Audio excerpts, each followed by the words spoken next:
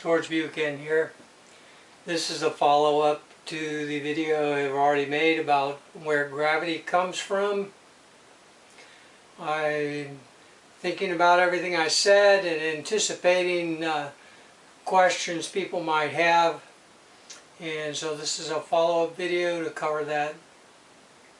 One of the most obvious ones, I don't even have it written out here on the board, but that is how can I assert that we can look at the classical processes going on with electrons and say they actually work, when in the past scientists believe they've shown that you have to resort to quantum mechanics or quantum electrodynamics to accurately describe the characteristics of an electron.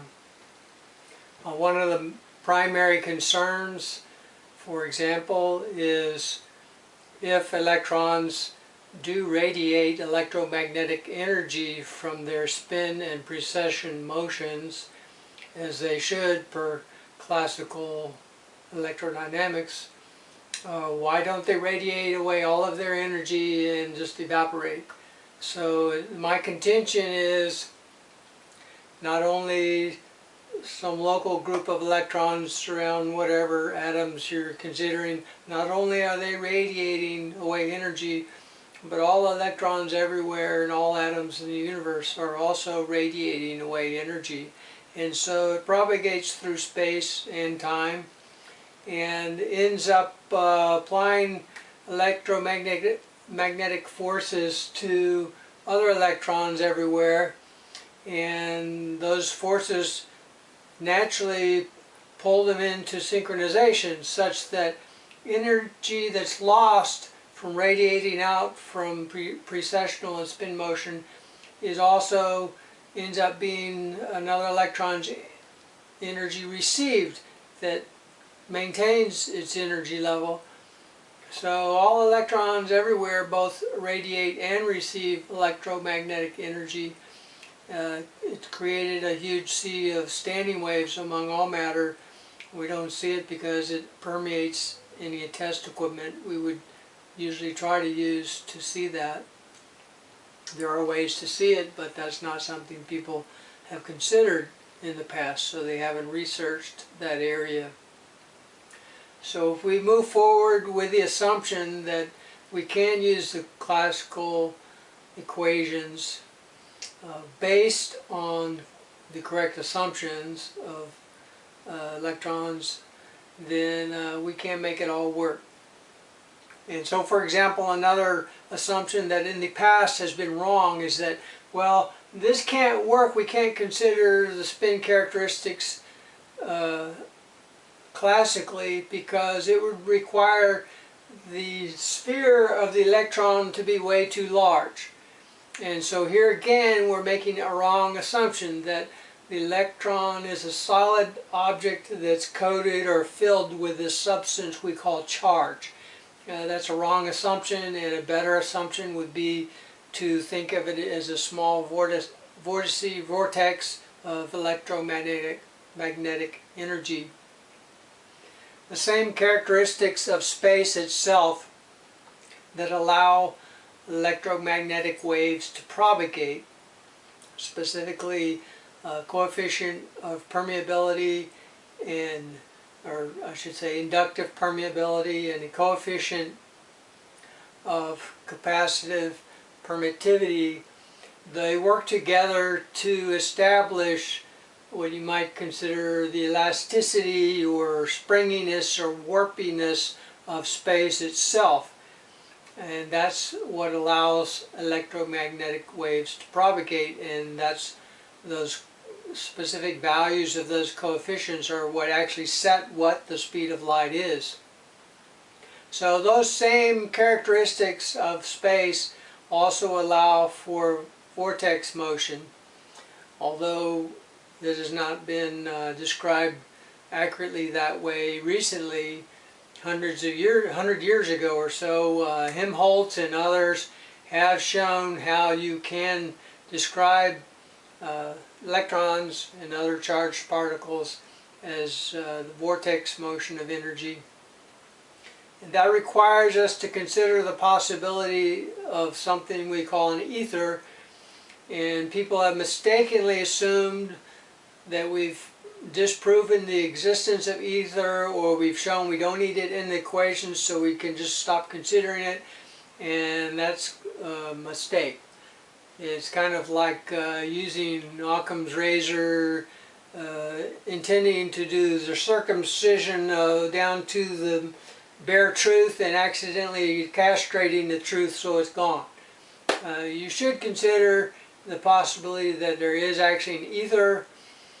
Famous experiments that supposedly showed us that it did not exist or that we don't need to consider it actually never proved at all that it does not exist. They just proved that the way we tried to measure the assumptions we made about what were the correct characteristics of ether were wrong. And so ether, the existence of an ether has never been disproven. And if you still have heartburn over that whole concept of there being an ether, then the easiest thing to do is just substitute that with definition of ether as those characteristics of space that give space a specific value of coefficient of permittivity and coefficient of permeability.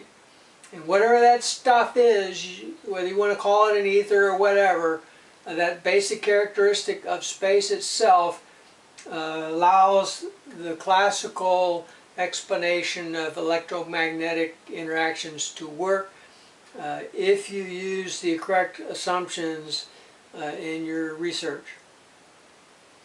And so if you followed what I've said in the first video, I anticipate you get to the point in the video where you say, well, how can I say just because paired electrons radiate away alternating magnetic fields, how can I jump forward and say, well, they're synchronized and they create sets of magnetic waves alternating back and forth, radiating out from accumulations of matter or mass. So this video I wanted to talk about that some more. I don't have it all rehearsed what I'm going to say, so we're just going to ad-lib this and see how it goes. So just to back up a little bit and discuss how any and all matter interacts with other matter. In thermodynamics, we're well aware that the concept of entropy, where randomness tends to increase in general. And specifically, if you have an accumulation of particles in random rectilinear motion, or specifically charged particles in random rectilinear motions, they interact with each other to become more random in general. And so we call that Brownian motion usually.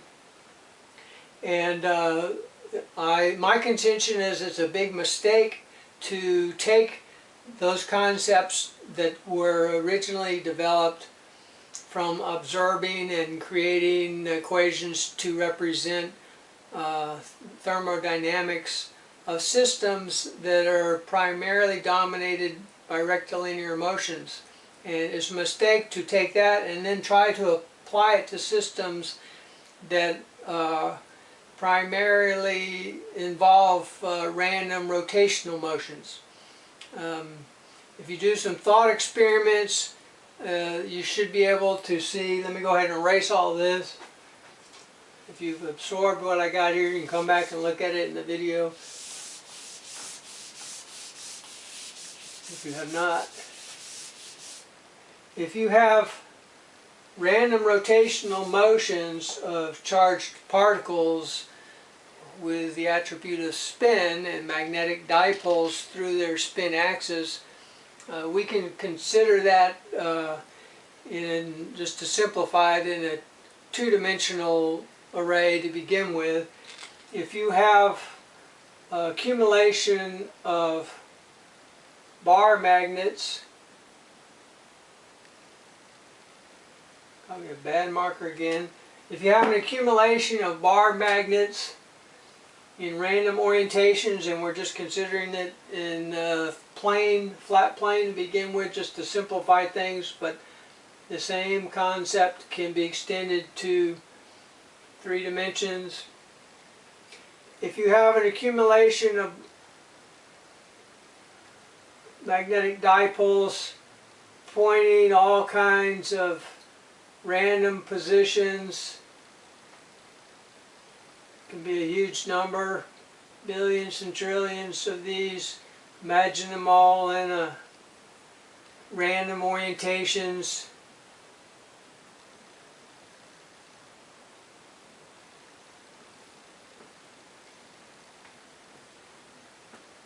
This could just go on expanding outward.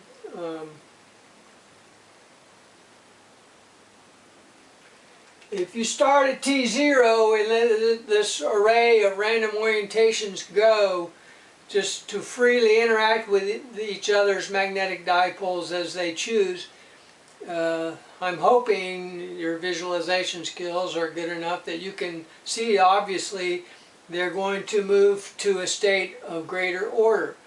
Not less, not more randomness. So the whole thing will either become magnetized,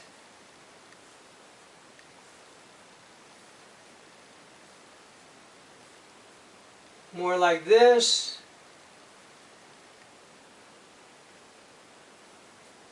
or obviously, as occurs naturally within solid state physics, within solid magnetic materials, you're well aware of, well, they also become organized like this.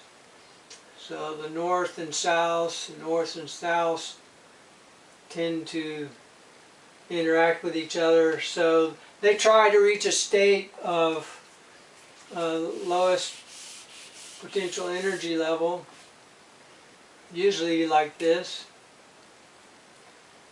And depending on what kind of material you're working with, how long they stay magnetized in one way, how soon their crystalline structure flips back and neutralizes itself like this, or expand your visualization to try to see how that's going to happen in a liquid or a gas also.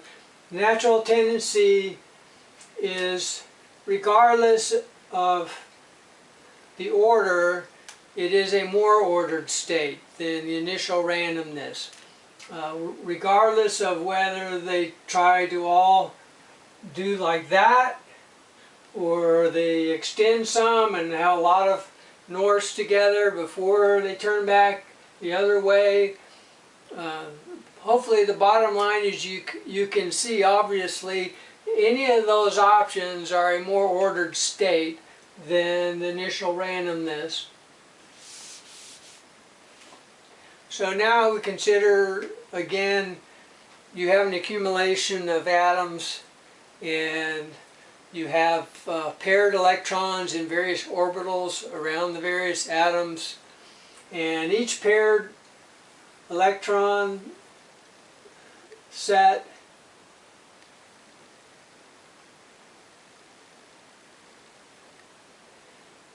per Pauli's exclusion principle, which is again a demonstration of it trying to go immediately to the more ordered state with a spin up and a spin down, which I'm going to show sideways now, but you get the idea that there are opposite directions.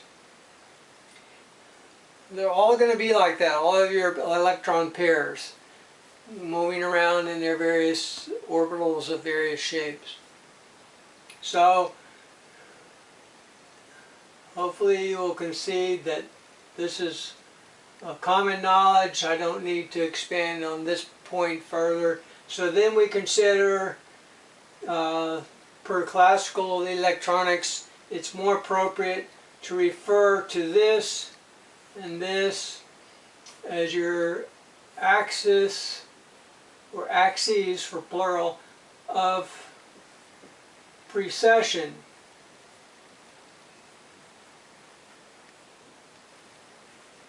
And in fact, your real spin axes will be at some angle,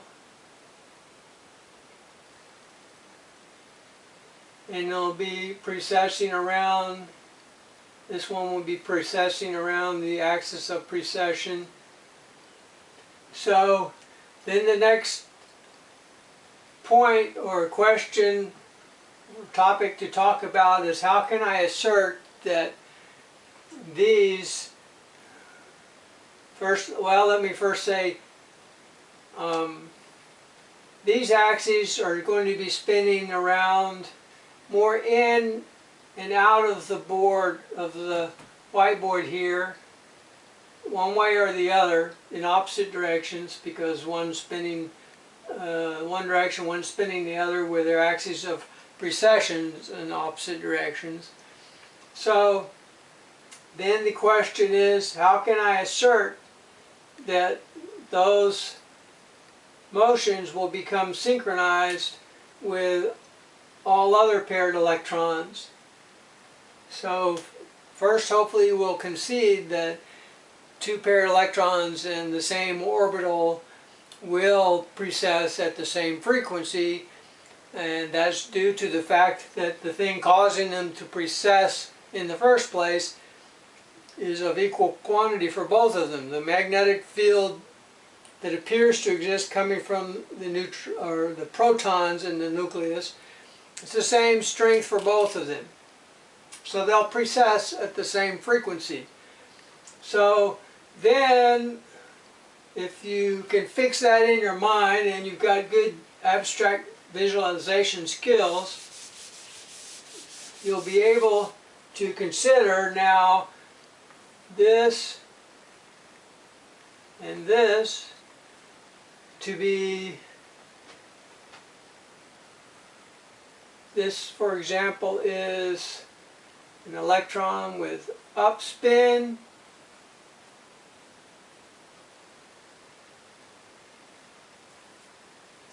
and this is your real spin axis.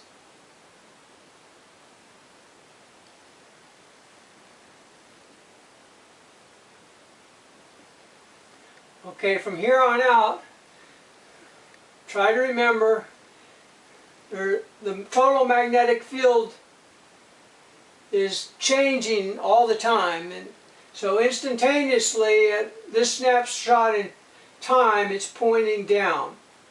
So that means there's a vector portion of it that's facing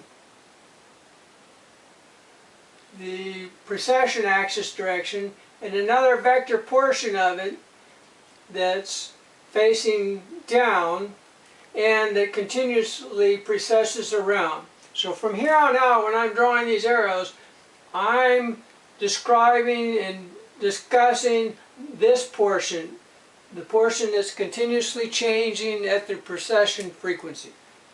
Okay, so fix that in your head.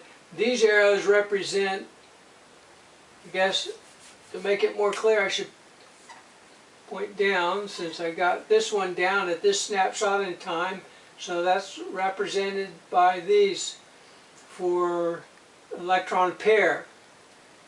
So if you can accept the fact that they're precessing at the same frequency, one's going to precess out of the board and the other's going to precess into the board, and they're going to come around, and at the precession frequency they're going to cross at the top and both be pointing up.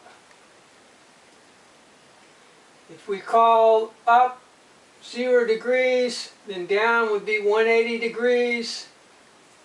And so they also pass through 90 and 270 degrees, and then on the other way around they pass through 270 and 90 degrees before they come back around to 0 degrees again. So if you can fix that in your mind with your abstract visualization skills, then the question I'm trying, or the topic I'm trying to discuss is, well, if that's how they are for one set of paired electrons, how can I assert that all these other electron pairs and all these other orbitals around an atom or a whole bunch of atoms how can I say that, well, every one of them is going to be up 0 degrees between all of them, those precessing pairs, at the same time? It may or may not for orbitals where the electron pairs actually precess at a different frequency from one orbital versus another. That's going to be dependent on the strength of the magnetic field they perceive coming from the protons in the nucleus. So let's just isolate one particular orbital to begin with, and I'm not a physics or chemistry expert, I'm not an orbital expert, but let's just say, let's talk about which is the most common orbital of all atoms. That's going to have the most precession pairs of electrons precessing. Of all atoms, like for example for the Earth, there's going to be a particular orbital that is most common with the most precession electrons in it. So let's talk about whatever that frequency is that they precess in, as determined by classical electrodynamics. Excuse my poor ability to talk. So then, whatever that frequency is, what is it that's going to make all of these precessing pairs move into similar phase?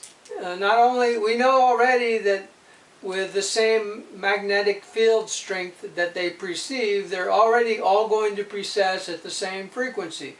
So then the only thing to discuss, to consider next is, well, what makes them all the same phase also? So, if you consider, let me erase all this, fix all that thought, all that image I'm trying to paint in your mind, fix it in your mind, and then let's move on from there. Let's consider, okay, one particular electron pair at T0, at that point in time, we'll say they're both pointing per however we arbitrarily decide to set our coordinate system for rotational motion. We'll say at T0, this particular electron pair are both pointing at 0 degrees for straight up. So you got all these other electrons and all soever many atoms in the area, and those precessional pairs are precessing at the same frequency. So what's going to make this one be up and all these others, however, billions, trillions, trillions of trillions pairs that you got, what's going to make all of them all be up at the same time? So one way to try to visualize it is just consider them all to be bar magnets, since that's what you got. Pairs of bar magnets. And I'm telling you, at a point in time, they're both north-north and south-south. And so if your visualization skills are poor, you're going to say right away, well, no, that's not going to happen. This one's, one of them or both of them are going to immediately flip. So they're like this, because that's a lower energy state. Try to back up in your mind and remember that Pauli exclusion principle already set them up and down spin, and we're still talking about their axes of precession. That precessional motion is not going to become stationary. They're still precessing, so they can only remain in this position at a particular instant in time, and they will continue to move past each other and flip on over. So it is true that at a particular point in time they're going to be like that, and if they are, then 90 degrees motion later, it's going to come around where you got a south-south pointed at you, or they're going to move around to where you have a north-north pointed at you. But nevertheless, they're going to keep doing this kind of a scissor motion, if you can understand what I mean. This is going to be their common axes flipping around in a scissor motion. And I'm not trying to imply that they're lined up that way in each orbital for each pair of electrons. Regardless, if you have a nucleus here with a lot more protons than this and tons of precessing paired electrons in various orbitals around them, even if one electron's here and the other's here, or one's here and one's here, if you zoom way out from the object, it's still as if they're practically next to each other. So no matter how you consider them next to each other or far apart from each other in their orbital motions, from an outside observer's point of view, they're still practically next to each other as far as considering this precessional motion goes. So we can, hopefully you can understand why it's reasonable to just say we can represent them like this and moving kind of in a scissor motion. So what's going to happen is, outside of this pair of electrons, it's not radiating any, at this point in time, it's not radiating any magnetic fields external to itself, because these opposite poles compensate for each other, and we're still talking about the instantaneous precessional angle and not the up-down spin axes of precession. At this point in time, they're compensated for each other, and because they're moving one way and one the other, they're creating an EMF, electromotive force, or voltage essentially. They're creating a force that any electric charge in the area would be pushed in a motion that is both at right angles to their rotational motion and at right angles to the direction their magnetic field is pointing. So if it's sweeping this way and the magnetic field's going this way, then it's going to be trying to push electric charges in this direction. And the same on the opposite side of the axis, where the south and the north are crisscrossing each other from opposite directions. There also it will feel electromagnetic or electromotive force pushing the other way. So that's why in the previous video I said you're going to have current loops, small current loops, induced one way or the other. And that's going to happen twice per precessional rotation. So at two other points, 90 degrees plus or minus this position, they're going to end up both north facing a particular direction and both south pointing a particular direction. And the same for all other, if this dot represents two of these and this dot, this dot, this dot, if all of these are accumulation of electron pairs in one atom, and now we zoom out further and that total atom's worth of electron pairs are represented by one dot. You got all these dots that represent different atoms, and you take all that, you zoom out even further, that accumulation of atoms equals one molecule, and that represents an even greater number of precessional pairs, and that molecule's accumulated with a bunch more to represent a body of matter, of mass. You can keep zooming out and understand we're still talking about all the electron pairs of all those atoms, and in particular those electron pairs that are in the most common orbital for electron pairs to exist in for most matter. They're all going to be moving like this. So what I keep going on about and never really saying is I'm talking about